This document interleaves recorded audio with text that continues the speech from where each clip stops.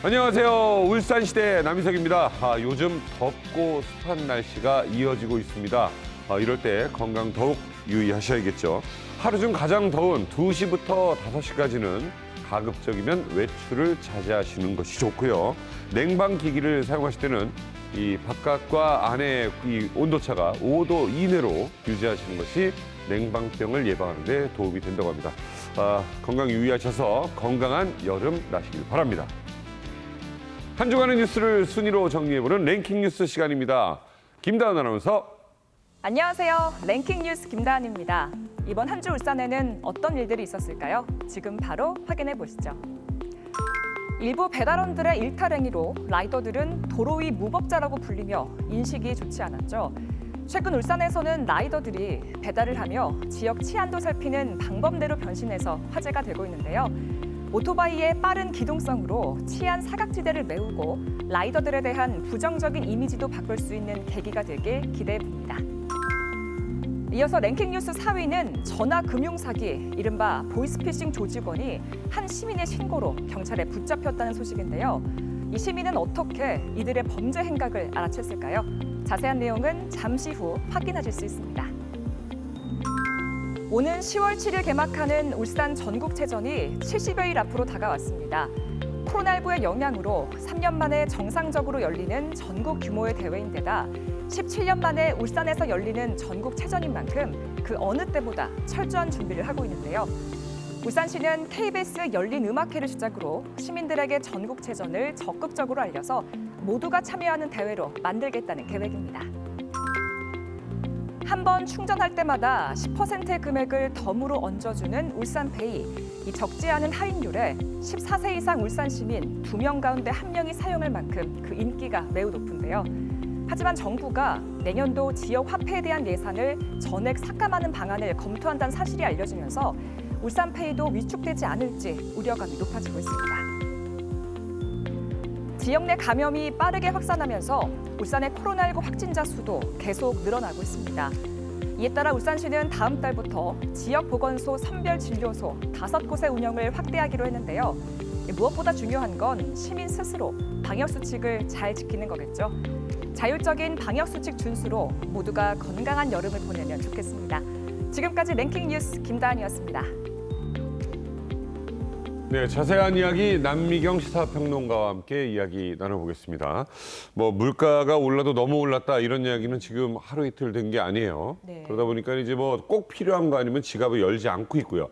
자, 그럼에도 불구하고 지역 화폐를 구매하고자 하는 분들은 많아요. 네, 인기가 그렇죠. 많은가 봐요. 네, 그렇습니다. 다음 달이면 울산페이도 발행을 한 지 만 3년이 되는데요. 예. 이용자들은 지역 화폐를 10% 이제 할인해서 구매할 수 있어서 너무 좋고요. 또 가맹점들은 이제 QR 결제식의 경우에는 결제 수수료가 전혀 없거든요. 네. 그래서 지역 화폐가 인기가 있습니다.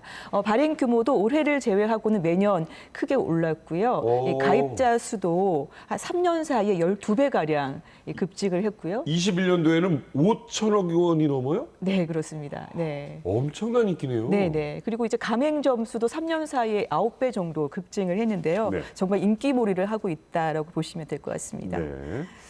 자, 아무튼 많은 사람들이 이용을 하고 있고요. 그리고 네. 또 이게 학원비 같은 거라도 결제가 되죠. 결제가 되는 거예요? 그렇죠. 이거 큰 도움이 되겠네요. 네. 그런데 지역화폐를 중단하는 곳이 있다라고 하는 사실입니까? 네, 이게 지역 화폐가 워낙 인기가 있다 보니까 그 예산이 빠르게 지금 이제 소진되고 있기도 네. 하고요. 또 올해 들어서 국비 지원이 대폭 줄면서 이 지자체 부담이 커졌습니다. 그러면서 이제 기존 혜택을 중단을 하거나 이제 캐시백 혜택을 축소하는 그런 지역들이 늘고 있는데요.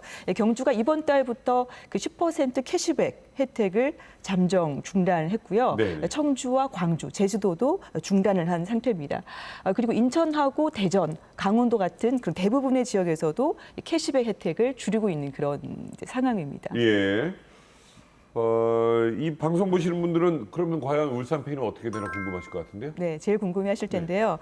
울산도 지금 지역화폐 80% 가량이 지금 소진이 됐거든요. 네. 그래서 빠르면 다음 달이나 9월 중에는 예산이 바닥이 날 것으로 생각이 되고요. 그렇지만 이후에 사용할 예산에 대해서는 울산시가 그 예산을 확보를 했기 때문에 유동적일 수는 있습니다만 네. 10월이나 11월까지는 충전은 무리는 없을 것 같습니다. 그러니까 끊기지는 않는다는 얘기예요. 10월 에서 11월까지는 충전을 할 수 있을 것 같습니다. 아, 네. 예. 다만 이제 11월 이후가 문제인데요. 울산시가 예산을 확보를 해서 이 10% 할인 혜택을 기속적으로 유지하겠다는 방침이기는 한데요. 지금으로서는 그 혜택이 계속 유지될 수 있을지는 좀 지켜봐야 될 것 같습니다. 뭐 혜택을 유지를 한다고 쳐도 그러니까 좀 축소가 될 수 있을 것 같다라는 느낌 들고 없을 또 것 같습니다. 어쨌든 뭐 정부가 내년에 지역화폐 관련해서는 긴축 재정을 하겠다라는 이야기를 했어요. 네네. 네. 그러면 아무튼 지역화폐 규모는 줄어들고 울산에서도 영향이 있는 건 뭐 당연한 거 아니겠습니까? 네, 그렇죠. 네. 지역화폐에서 제가 잠시 설명을 좀 드리면요. 구매자가 혜택을 받는 10% 할인 금액을 이제 국비와 지방비로 충당하는 구조인데요. 네. 설명을 드리면 우리가 이제 울산페 20만 원을 구매를 하면 이제 구매자가 10% 할인을 받기 때문에 18만 원만 내면 되거든요. 그리고 나머지 2만 원은 이제 정부와 지자체가 일정 비율을 분담하는 구조로 가지고 있는데요. 네. 그런데 정부가 최대 80% 예산을 지원을 했었는데요. 올해는 40%까지 줄였고요. 네. 내년에는 전액 예산을 삭감하는 방안을 지금 검토 중입니다. 이렇게 되면 지자체의 재정 부담은 더 커질 수밖에 없을 것 그렇죠. 같은데요. 따라서 앞으로 지역화폐 발행 규모라든지 그 혜택이 줄어드는 것은 좀 불가피할 것으로 보입니다. 그러니까 아무튼 뭐 지역화폐가 처음에 시작한 이유가 네. 뭐 소비자들에게도 도움을 주고 또 소상공인에게도 도움이 된다 뭐 이런 네, 걸로 시작을 그렇죠. 했는데 네, 네. 이게 진짜 지역 경제에 도움이 되는가에는 네. 네. 좀 논란이 있는 것 이 같아요. 부분에 대해서도 자영업자들이 그러니까 지역화폐가 소상공인의 매출에 도움이 되는지에 대해서 지금도 사실 좀 엇갈린 반응을 보이고 있는데요. 네. 자영업자들의 얘기 직접 들어보시죠. 대부분 카드도 많이 쓰지만 울산페이 많이 쓰거든요. 손님들도 싸다고 생각해서 쓰시는 거고 우리도 수수료 안 나가서 좋죠. 그런데 이제 정부 지원이 어렵다고 하면 정상가인데 비싸게 느껴질 수도 있고 덜 쓰지 않겠어요? 지역화폐 지원을 줄인다고 해서 가게 손님이 과연 줄어들까요? 저는 안 그럴 것 같은데요. 어차피 쓸 돈인데 지역화폐 아니어도 손님들이 신용카드 쓰면 되니까 식당 입장에서는 별반 차이 없는 것 같습니다. 그러니까 자영업자들 입장도 좀 다르네요. 그렇죠. 네. 어떤 분은 뭐 도움이 된다. 네. 뭐 어차피 쓸 돈인데 굳이 할 필요 있느냐. 네, 그렇죠. 어. 이 사용처를 이렇게 골목 상권에 국한을 했기 때문에 이 소상공인의 매출을 높이고 또 지역 내의 소비를 유도하는 측면이 있는 건 이제 네. 사실인데요. 그렇지만 어차피 말씀하신 대로 써야 할 돈을 지역 화폐로 쓰는 거라면 정부가 올해 6천억 원의 예산을 지금 투입한 상황인데요. 그러니까 드는 예산에 비해서 걷어들이는 효과가 적기 때문에 네. 좀 예산 낭비라는 지적도 저희가 좀 검토해봐야 되지 않을까라는 생각이 듭니다. 알겠습니다. 네. 자, 다음 뉴스 살펴보겠습니다.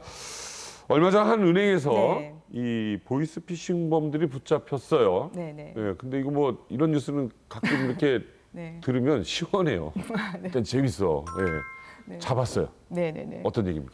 은행 자동화 기기에서 돈을 송금을 하려고 했던 이제 보이스피싱범 2명이 현장에서 경찰에 체포됐는데요. 이 두 사람은요 구인 사이트에서 고액 아르바이트를 구한다라는 글을 보고 이제 범죄에 가담을 하면서 이 현금 송금책 역할을 해왔습니다. 같은 은행에서 3일에 걸쳐서 다른 조직원에게 1억 원을 보내려고 했던 것으로 경찰 조사 결과 확인이 됐습니다. 야, 이게 근데 이 범인을 잡는데 시민이 현장에서 뭐 신고를 했다. 네, 뭐 이런 네. 얘기가 있던데요. 네, 이게 은행의 자동화 기기가 딱 2대가 있는데요. 네. 이 보이스피싱범 두 명이 한 대씩을 맡아서 이렇게 돈을 보내고 있었습니다. 근데 제보자가 뒤에서 그 은행 업무를 보려고 이렇게 지켜보고 있는데 이분이에요? 예, 제보자십니다. 어유 예. 고맙습니다.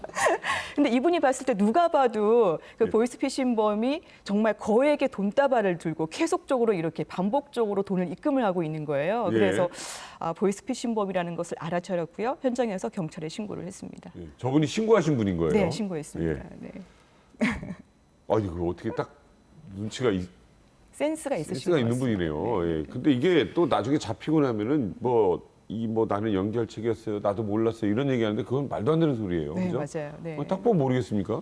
내가 지금 돈 이렇게 연결해서 받아주는 건데 이거 엄청난 범죄죠. 네, 네, 맞습니다. 자, 어쨌든 범죄 수법은 참 갈수록 교모해지고 있습니다. 네, 이게 요즘은 긴급 생활안전지원금이라든지 아니면 또 자영업자를 위한 이제 대출 지원 안내를 그 사칭한 그 스매싱 문자로 교모하게 좀 접근하는 경우가 있는데요. 특히 정부나 지자체에서 이제 그 보낸 용어나 내용이나 양식이 너무 비슷하기 때문에 많은 분들이 좀 헷갈려하시는 것 맞아요. 같습니다. 네. 이거 해도 되나 싶고. 네. 이거 함부로 걸려 들어가면 안 되는 거잖아요. 그렇습니다. 예. 예. 그러니까 자세히 보면 조금 허점이 있는데요. 예를 들면 이제 그 서류 제출 없이도 신청이 가능하다라는 그런 어이없는 문자가 있습니다. 예, 그런 경우에는 문제가 있는 거고요. 이런 안내 문자를 그러니까 보면 실제 지원 내용이 맞는지를 좀 꼼꼼히 살펴본다면 맞아요. 피해를 줄일 수 있을 것 같습니다. 그러니까 어르신들에게는 좀 부탁을 드렸어요. 저희도 그냥 뭐든 오면 그 우리 자녀들에게 전화하라고 네, 아니면 맞아요. 그 한번 보내보라고. 네. 그래서 꼭 확인 한번 해보는 게 그런 사기 안 당하는 방법이잖아요. 네, 맞습니다. 예. 그런데 참 안 없어져요. 이런 사람들 보면. 네. 예. 남경 시사평론가와 함께했습니다. 고맙습니다. 감사합니다.